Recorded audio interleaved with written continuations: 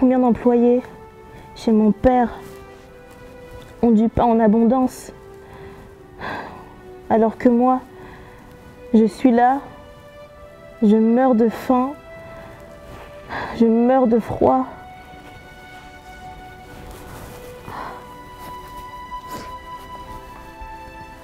Je me lèverai, j'irai voir mon père et je lui dirai: Papa, j'ai péché contre le ciel et contre toi. Je ne suis plus digne d'être appelée ta fille. Traite-moi comme l'une de tes employées.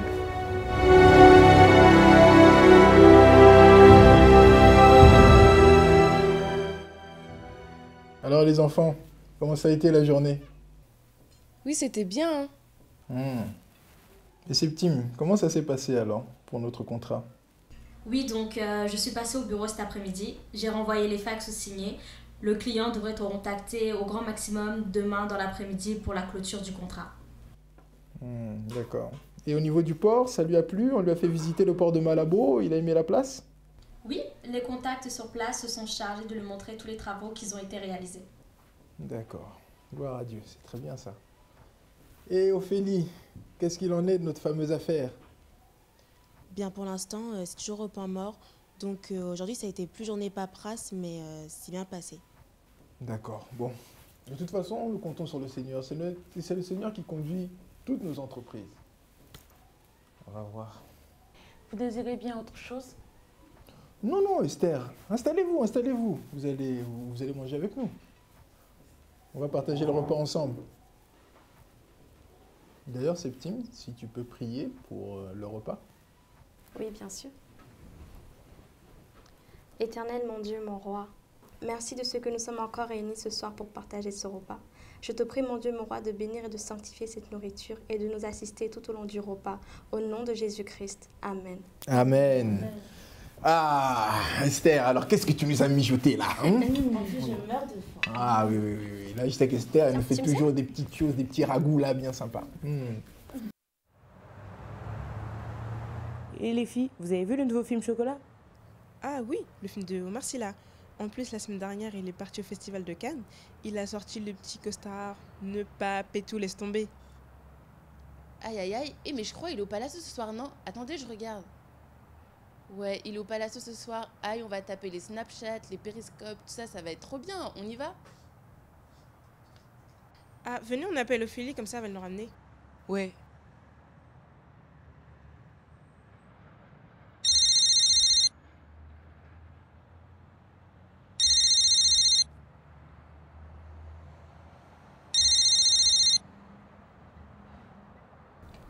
Allô? Oui, Ophélie, ça va? Ouais, ouais, ça va, et toi? Ouais, moi ça va. Ce soir, il y a une soirée au Palacio, il y a Omar Sy qui vient. Tu nous accompagnes?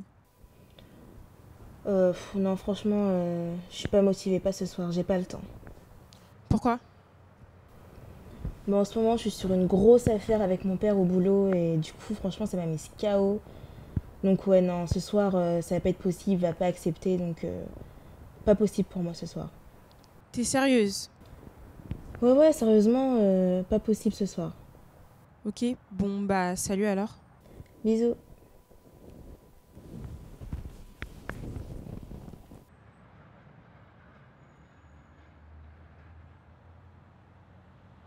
Bon les filles, ça va ou quoi? Oui, ça va, et toi? Ouais, moi ça va, hein. Bon alors du coup, racontez-moi, ça s'est passé comment hier? La soirée, elle était super bien. Il y avait Omar Sy, on a chanté, on a dansé, c'était le feu, franchement. Ah ouais? Bah allez-y, racontez-moi. Bah, il y avait grave du monde et à un moment, ils nous ont laissé aller dans le carré VIP et tout, c'était trop d'art. Et d'ailleurs, ce soir, on va au casino, là, tu es avec nous, là. Franchement, ça me tente, hein, mais comme je vous ai dit, niveau argent, là, c'est compliqué, du coup, non, je pense pas venir. Mais attends, ton père il est pas riche? Si, il est riche, mais tu vois, c'est son argent, c'est pas le mien. Bah alors demande-lui. Quoi, tu veux que je lui demande mon argent comme ça, mon héritage? Bah oui, tu vas le voir, tu dis papa, donne-moi mon argent. Vous pensez vraiment que je devrais aller voir mon père et lui demander mon héritage? Mais oui, bah oui, Ophélie, vas-y. c'est ton argent, on va le voir. C'est l'argent de qui? De toi ou ton père? C'est ton argent. Voilà, tu vas, tu récupères l'argent, c'est bon. Oui, entrez. Coucou papa, est-ce que je pourrais te parler s'il te plaît? Oui, je t'écoute.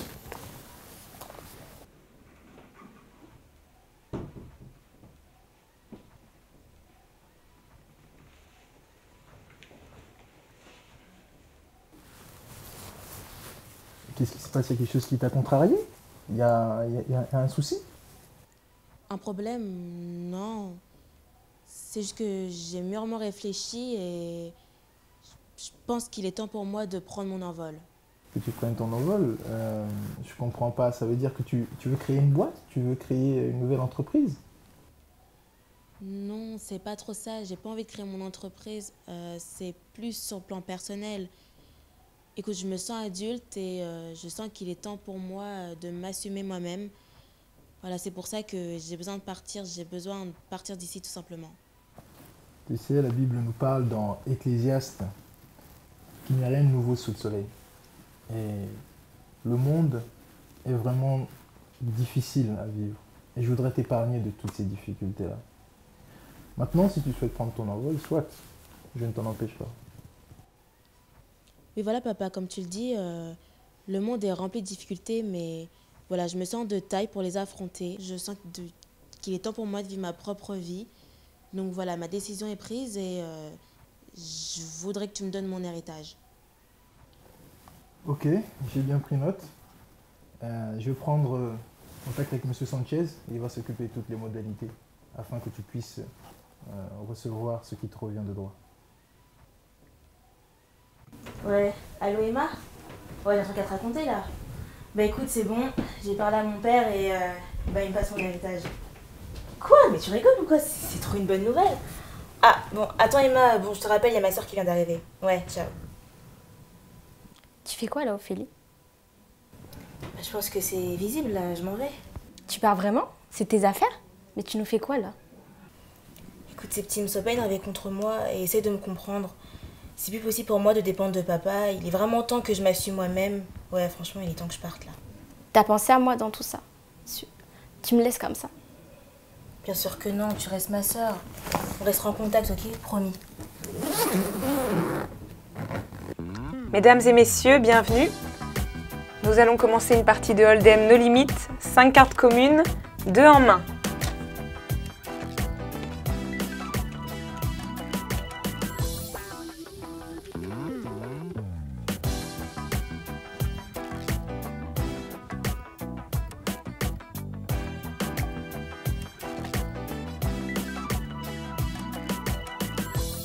Cinq joueurs, ouverture à 5 000 €.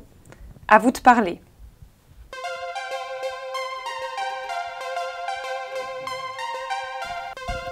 Tête à tête. Nous sommes à un pot de 50 000 €. Tapis.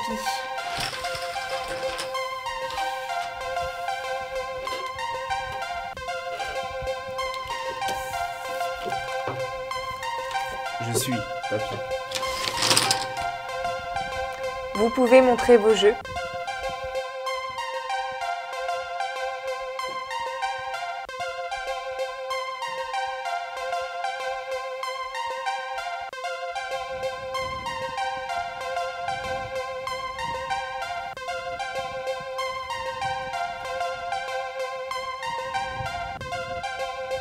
Le full l'emporte sur la paire. Madame, vous pouvez récupérer vos gains. Oui. À moi la richesse.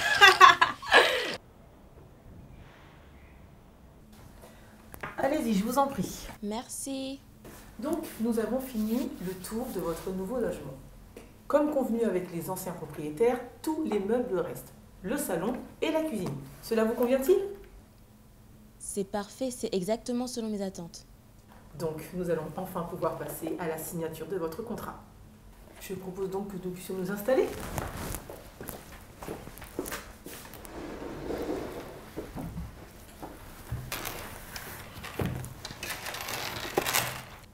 Quelle belle journée pour votre premier achat immobilier. Je suis totalement d'accord avec vous. Alors, pour finaliser, voici le contrat. Alors, on signe? Oui, très bien. Alors, où est-ce que je signe? Juste ici. Merci.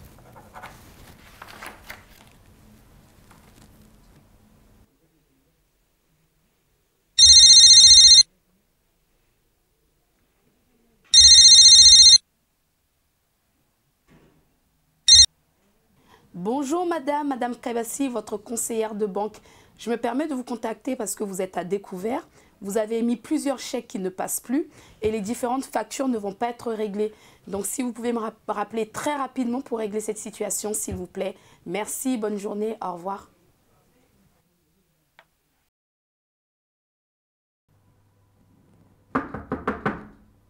Oui, qui est-ce? Ouvrez, c'est l'huissier de justice. Huissier de justice? Oh, qu'est-ce qu'ils me veulent?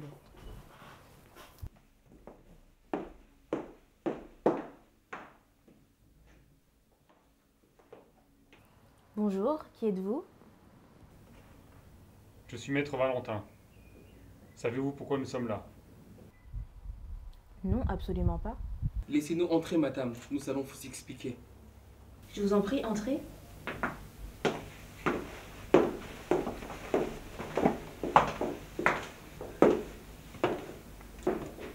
Vos loyers sont impayés. Votre expulsion a été prononcée. En vertu de la loi, je suis venu ici pour y procéder. Vous avez 30 minutes pour rassembler vos affaires et quitter les lieux. Passé ce délai, tout ce que vous laisserez sera vendu aux enchères. Est-ce que vous avez des questions? Mes meubles vendus aux enchères? Mais c'est insensé. Est-ce que vous connaissez ma situation? J'ai quitté ma famille, j'ai quitté mon père. Je n'ai nulle part où aller. Et qu'est-ce qui se passe si je refuse de partir? Madame, vous n'avez pas le droit de rester ici. Ce serait considéré comme une violation de domicile. Mais c'est insensé ce que vous me dites. Vous savez pas ce que je vis. Qu'est-ce que je vais devenir? Oh, mais c'est pas possible. Vous avez été maintes fois prévenu.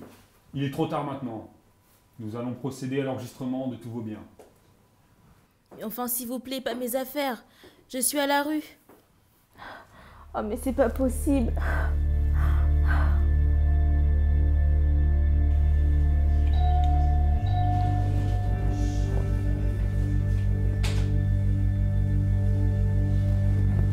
Mais Ophélie, qu'est-ce que tu fais là? Oh Tiffany, je suis dans une galère là. Je me suis fait expulser de chez moi. J'ai nulle part où aller. Du coup, je voulais savoir si je pouvais passer la nuit chez toi. Non, c'est vraiment pas possible. En plus, là, j'ai toute ma famille qui est venue. Je suis désolée, une prochaine fois. Ah Ophélie, franchement, je peux pas. Mes parents ils sont pas là, donc je suis désolée. Hein. On repasse une prochaine fois. Ah bah non, là j'ai un mariage donc ça va pas être possible.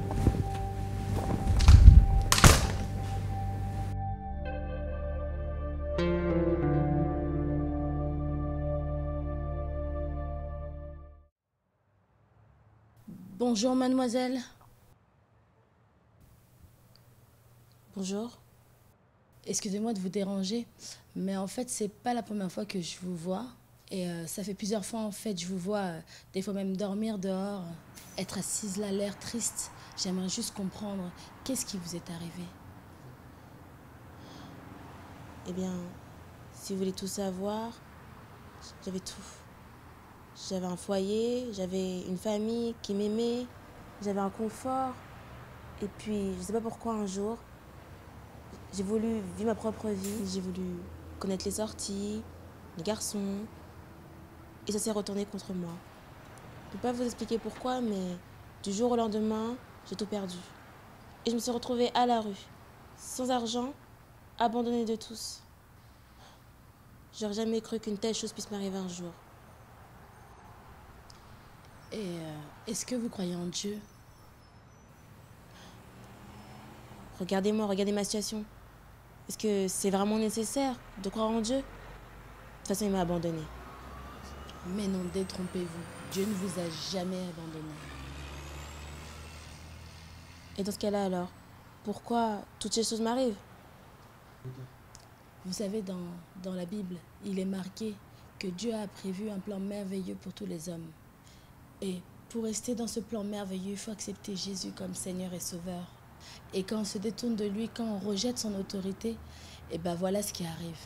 Le rejeter, c'est marcher par nos propres désirs, aller dans les soirées, vivre dans la débauche, boire de l'alcool. Toutes ces choses ne plaisent pas à Dieu. Mais il y a une solution, il faut se réconcilier avec Dieu. Vous êtes en train de me dire que parce que j'ai voulu vivre ma propre vie, parce que j'ai voulu être indépendante, je me suis éloignée de Dieu? C'est ça. On ne peut pas servir deux maîtres à la fois. On ne peut pas servir et l'argent et Dieu. On ne peut pas servir et le monde et Dieu. Il faut faire un choix. Et là, aujourd'hui, il faut que vous puissiez faire ce choix. Votre vie me fait penser à une histoire dans la Bible qui se trouve dans Luc chapitre 15. C'est l'histoire du fils prodigue. C'est l'histoire d'un jeune homme qui vivait avec son père et il avait tout ce dont il avait besoin. Il s'est dit en lui-même, moi aussi je veux vivre ma vie. Alors il allait demander sa part d'héritage à son père. Il est parti loin. Et là-bas, il a dilapidé tous ses biens. Et s'est retrouvé sans rien. Et quand il s'est retrouvé dans cette situation, il a dû faire un choix. Ou bien rester comme ça, ou bien retourner chez son père et lui demander pardon. Donc vous êtes en train de me dire que si je reviens, mon père me reprendra? C'est à vous de décider. Voilà, sur ces quelques mots, je vais vous laisser. Mais j'ai juste un paquet de gâteaux et un jus dans mon sac que j'aimerais partager avec vous. Donc voilà. Merci beaucoup. De rien. Que Dieu vous bénisse.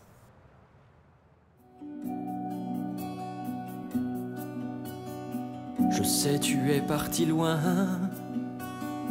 croyant pouvoir tout gagner, sans penser au lendemain, avide de t'amuser. Je sais, tu croyais trouver ce dont tu avais besoin, mais les années ont passé. Que te reste-t-il dans les mains? Alors reviens, reviens à la maison. Depuis si longtemps je t'attends et je scrute l'horizon. Alors reviens.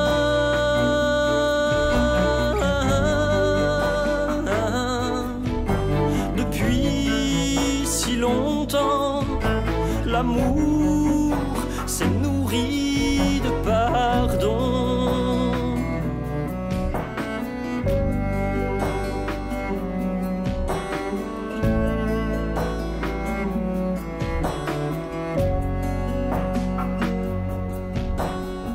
Je sais, tu as tout gaspillé au long de tes jours de fête. Lentement ton cœur s'est vidé des richesses offertes. Je vois tes habits souillés et ton manteau déchiré, mais j'ai pour toi un vêtement blanc que je garde précieusement. Alors reviens, reviens à la maison. Depuis si longtemps je t'attends et je scrute l'horizon. Alors reviens.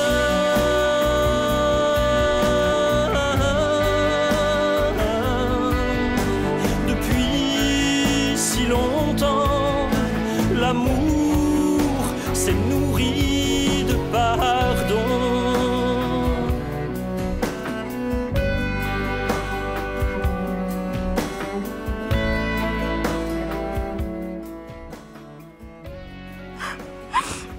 Pardonne-moi, papa. J'ai péché contre le ciel et contre toi. Je ne suis plus digne de te rappeler ta fille. Je te pardonne, ma fille, t'inquiète pas. Je n'ai fait que t'attendre depuis tout ce temps-là. Esther! Esther! Emmenez-nous des beaux habits tout neufs. Ma fille est revenue. Prenez ses bagages. Vous nous préparez un bon ragoût. Un bon festin. Voilà. Reviens à la maison. Ah là là.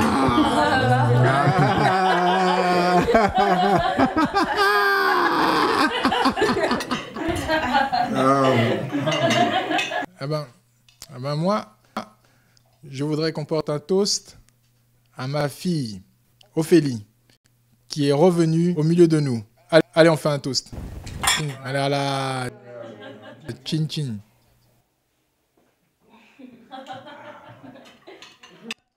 Il se passe quoi ici?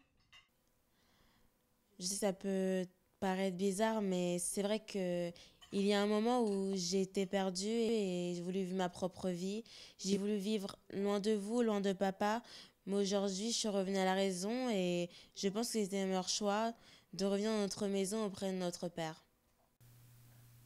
Oh, Septime, viens t'asseoir avec nous, Septime. Viens te réjouir avec nous. Ta sœur est revenue. Elle était partie, elle est revenue. Esther, mettez-nous un autre couvert pour Septime. Elle va venir manger. On va tous se réjouir. Donc elle part, elle revient comme ça, tu ouvres les portes de ta maison. Pendant ce temps-là, moi je travaillais pour l'entreprise, je faisais fructifier tes affaires. Et quand elle revient, tu fais une fête, tu me demandes de m'asseoir avec vous à table. Je dois comprendre quoi là? Septime, ma fille. C'est vrai que tu as participé activement dans cette entreprise. Et depuis que ta sœur n'est plus là, tu as eu beaucoup de responsabilités. Je t'ai confié des gros dossiers, des dossiers très importants que tu as menés à bien. Et tu as permis vraiment au chiffre d'affaires de remonter. Et comprends une chose, c'est que tout ce qui m'appartient, cette entreprise et tout cela t'appartient aussi. Mais ta sœur, qui était partie, était morte. Elle était perdue. Mais aujourd'hui, elle est retrouvée. Elle est parmi nous. Elle est en vie et c'est ça le plus important.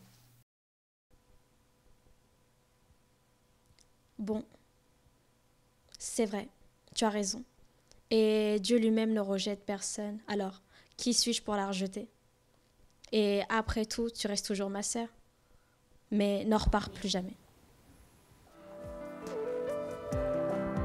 Ah, mais réjouissons-nous, voilà. La famille maintenant est réunie de nouveau. Merci Esther. Quand j'étais petite, mon père m'a raconté l'histoire d'un jeune homme qui avait décidé de partir de la maison et de voler de ses propres ailes. Il était déterminé à profiter de la vie et les choses semblaient être tellement meilleures ainsi. Peu de temps après, il finit par dilapider tous ses biens et se retrouver dans le besoin. À ce moment-là, il réalisa qu'il s'était lui-même placé dans cette situation. Prenant son courage à deux mains, il décida de rentrer à la maison. Son père, heureux de le voir, lui fit faire un immense festin. Le père répondit au grand frère qui désapprouvait ce festin : « Mon fils, que voici était mort, mais il est revenu à la vie. » Il sourit et enlaça son fils en lui disant : « Bienvenue à la maison. »